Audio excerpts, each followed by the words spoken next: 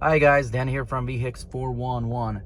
Today I have a 2018 Ford Edge and we have the oil change required light on. I will show you how that is done.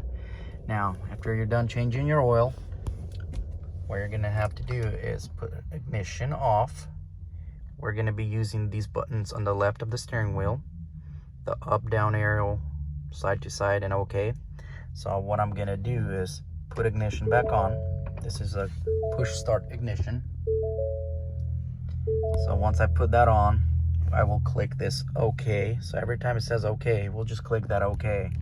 So OK to get rid of all these. Now we're gonna be using this left arrow. So we click this left arrow to the left and we're gonna have this menu. We're gonna scroll down. So scroll down, scroll down, scroll down on the settings. Then we will click this OK in the middle. And then we'll go to vehicle, push it to the right. And then we see the oil life reset, push it to the right again. And then percent oil life 0, press and hold this OK. So we'll push and hold it.